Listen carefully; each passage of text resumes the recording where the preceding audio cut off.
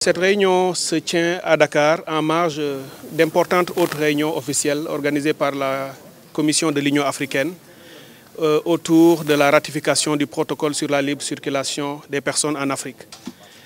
Ces réunions officielles de la Commission de l'Union africaine réunissent entre autres les régions de l'Afrique de l'Ouest, la CEDEAO et la communauté de l'Afrique de l'Est.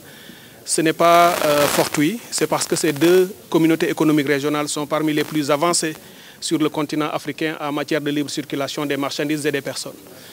En les réunissant ici et en mettant en débat leurs expériences, l'Union africaine veut en tirer le meilleur pour pouvoir faciliter ou donner des expériences et des pratiques à d'autres régions pour qu'elles puissent emboîter le pas.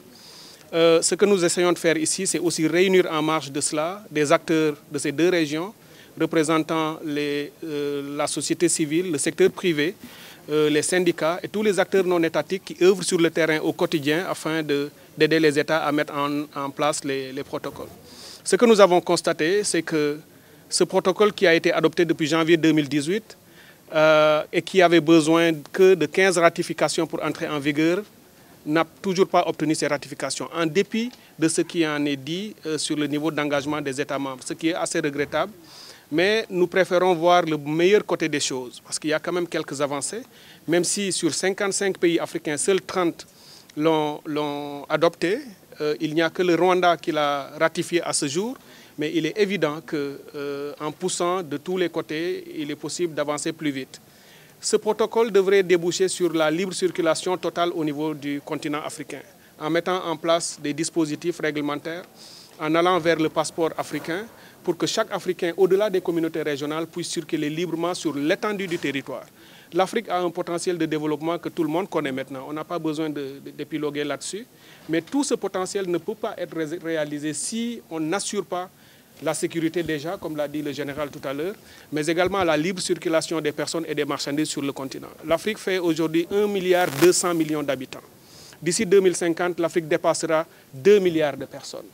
Alors ce marché sera unique dans le monde, ce sera le plus grand marché au niveau mondial. Mais si les Africains eux-mêmes n'ont pas accès à ce marché, ça ne pourra pas marcher. Le Sénégal ne l'a pas encore ratifié, il n'a pas encore signé. On a un député du Sénégal ici et membre du Parlement panafricain. Et c'est dommage parce que le Sénégal a toujours été pionnier dans un certain nombre de secteurs. Nous ne désespérons pas que le Sénégal ayant senti l'importance du processus d'intégration.